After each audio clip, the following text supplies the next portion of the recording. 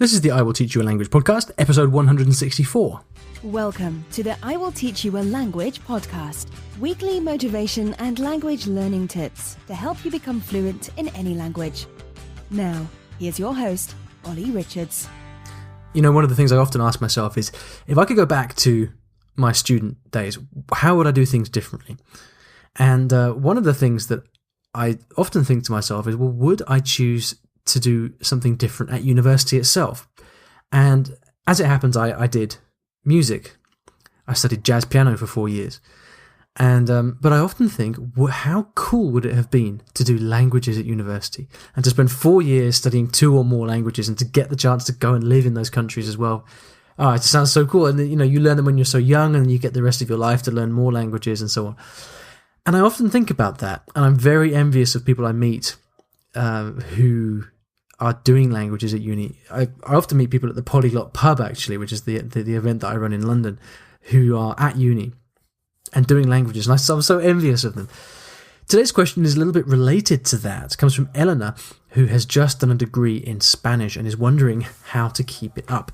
Before we get to her question, I'd like to thank the sponsors of the show, who conveniently make it very, very easy for you to keep up multiple languages by offering tuition services in different languages wherever you are in the world.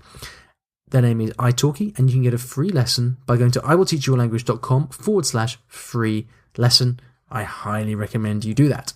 Now, let's get to today's question from Eleanor. Hola, Ali, ¿qué tal? Hi, my name's Eleanor from the USA.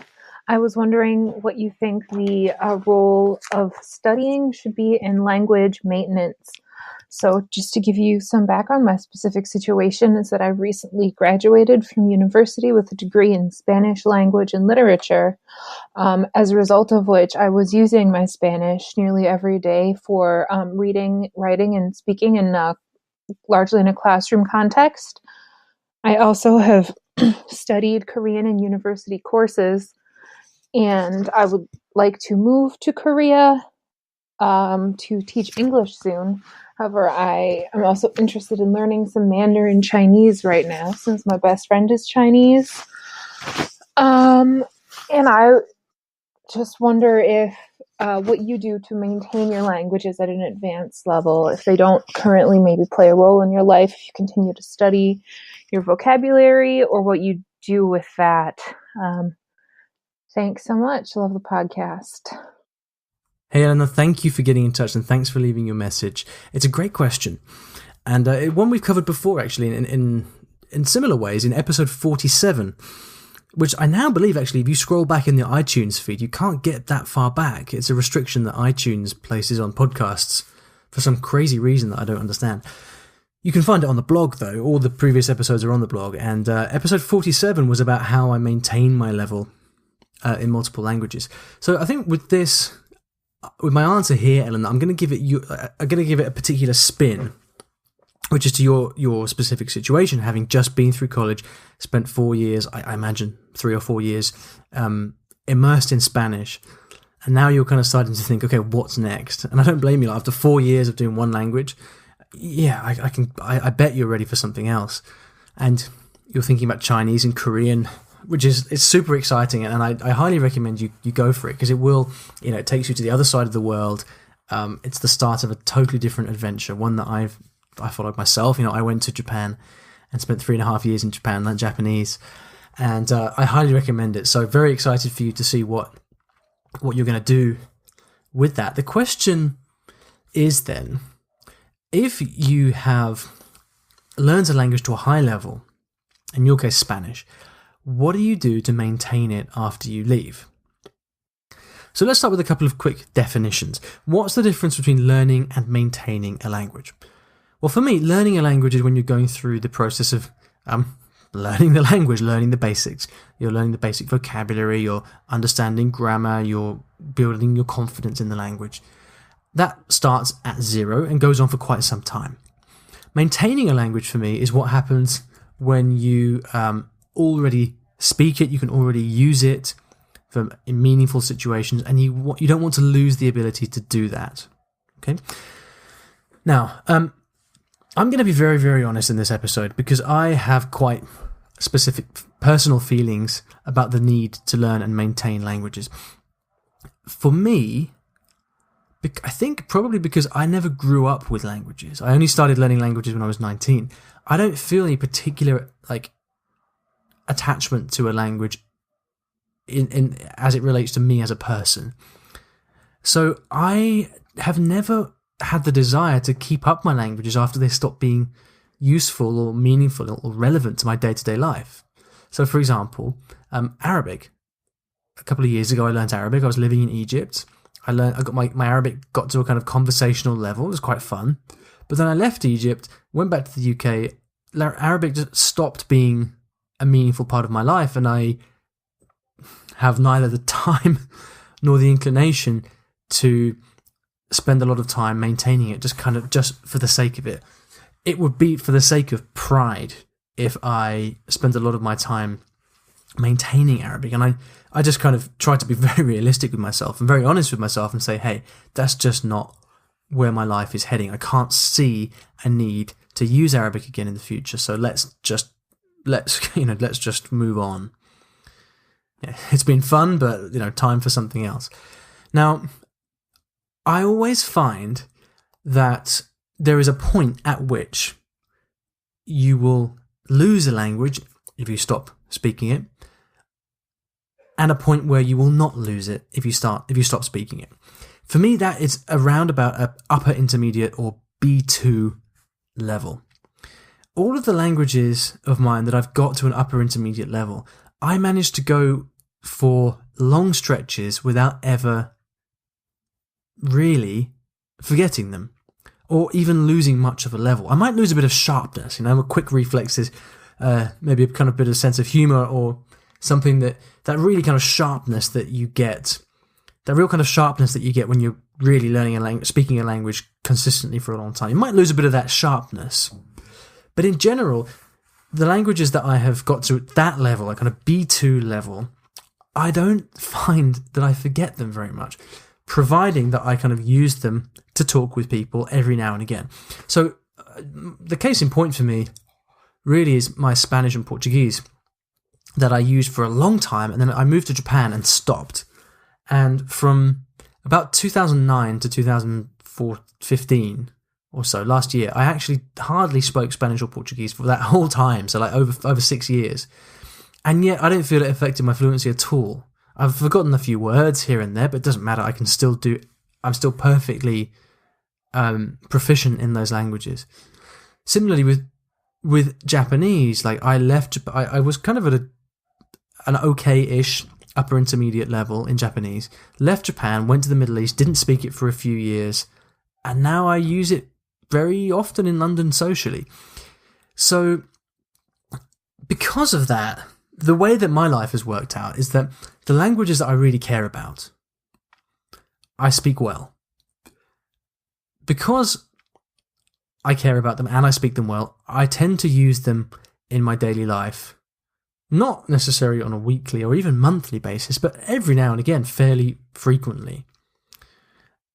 And so I don't find that I forget them. Now, I do live in London, which is a good place to be for languages, but I do also have I kind of have genuine friends in those languages who I do speak to in those languages. So my life is kind of set up in a way where I use the languages I care about. Now, it's very difficult for me to say how that would apply for someone else. And let's take Eleanor. Your situation is that you, as I understand, you speak very good Spanish. You've been studying it for years. Assuming that you have actually spoken a lot of Spanish and you're very comfortable speaking, which is not always the case for people who study languages at university. A lot of people go to uni and they have a very good academic knowledge of the language, but don't necessarily speak it very well. I'm going to assume, for the sake of this answer, that you do speak Spanish well. You're very comfortable with it. I wouldn't be at all worried that you'd forget it. As long as you use it every now and again and you take the opportunity to have conversations with people when the opportunity arises, you won't forget it. I really wouldn't worry about that. The time that I would be concerned is if you feel that you're not that confident speaking, and then you have to kind of make that difficult decision. Now, this is really what I wanted to talk about in this episode. if you are someone who has learned a language to an okay level, but you're not quite over the edge, you're not quite over the hill yet, you can't really use it confidently, and you're not very, you don't feel that you own it yet. You're not quite comfortable in it. If your situation changes, like in Eleanor's case, potentially moving to South Korea, you've got to be very honest with yourself about what's coming. Because are you really going to move to a different country and then actively study this other language? Are you going to move to South Korea and actively study Spanish on a regular basis in order to keep it up, whilst also trying to forge a life for yourself in this new country? If it were me, no way. I wouldn't do it. That's why my Italian has kind of slipped. That's why my Arabic has slipped. Because I just if I move to a place, I'm all in that place, right? I give it everything I've got. I don't want to be stuck in Japan reading textbooks in Portuguese just for the sake of maintaining my level. I just not like that. I'm too reliant on my whims. I'm too weak like that. It's just the way that I am. So I think you've got to be realistic. If you feel that you're passionate about maintaining or still improving the language, then the same rules apply. You've simply got to keep studying it and using it as you did before. And so I think that being honest with yourself in the short term really is going to save yourself a lot of heartache in the long term. And I know people who have agonized for years over these questions of I've put this, it's the sunk cost fallacy, the idea, I've put years into learning this language, so I have to spend the rest of my life doing just the same thing. That's debatable, I don't know. Let's say, Eleanor, that you're going to move to South Korea, and then let's say you put your Spanish on hold for, say, 5 years. Let's be really pessimistic. Let's say your Spanish goes on hold for 5 years, and then you move back to the States.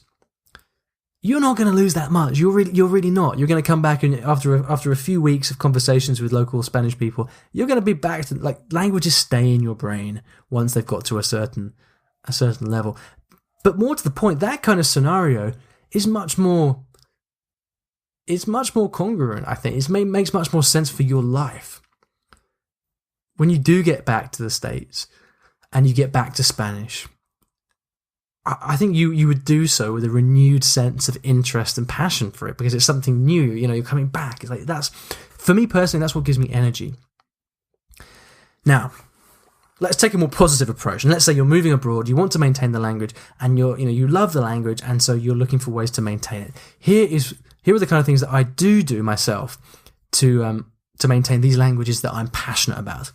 First of all, read books in the language. So think about what kind of books you read in English and read them in Spanish or whatever language. So read books for pleasure. Next, do the obvious thing of watching movies, watching TV, listening to podcasts.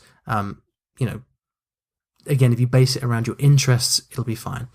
Go to events. So if you go to somewhere like Korea, for example, look for the local Instituto Cervantes, the local Spanish Institute.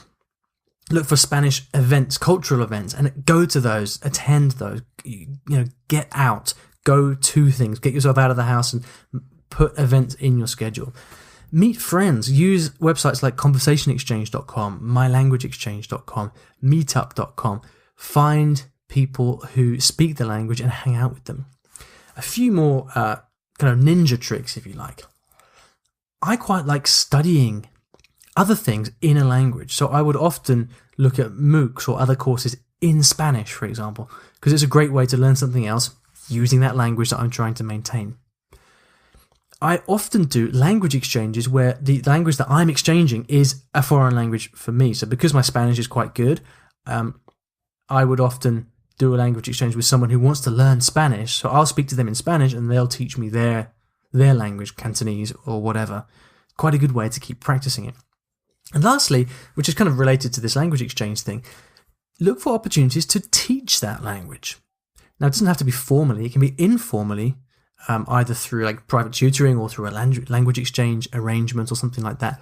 But when you have to teach a language, then you really up your game. I mean, I'm doing that right now with the Fluent Spanish Academy, which is a Spanish community that I run.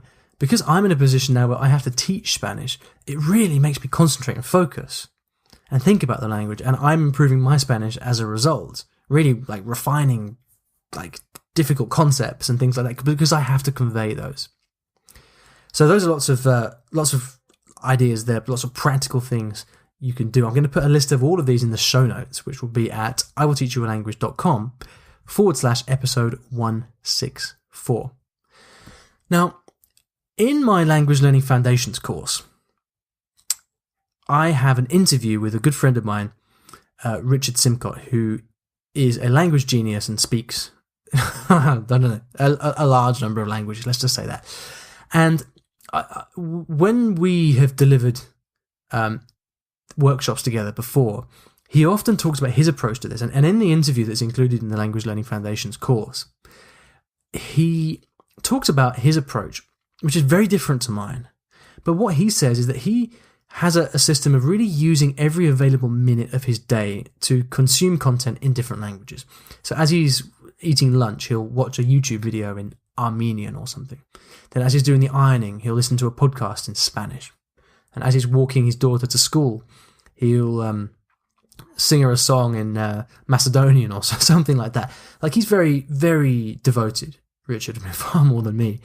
And he really just uses all these little opportunities, pieces of dead time, to get exposure to the languages that he wants to maintain. That's a level of commitment that I can't personally do. I find myself, I'm too scatterbrained for that. But if you are someone that's more like Richard in that sense, then that might work out really well.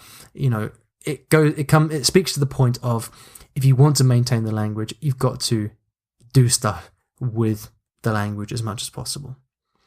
All right, so I'm going to put a link to all of these ideas in the show notes, a link to the courses I've mentioned and the tips and websites and all those things as well. If you would like to ask me a question, please go to iwillteachyoualanguage.com/ask in order to do that. Now, at the end of every episode, I like to leave you with a resource of something on the topic of the show.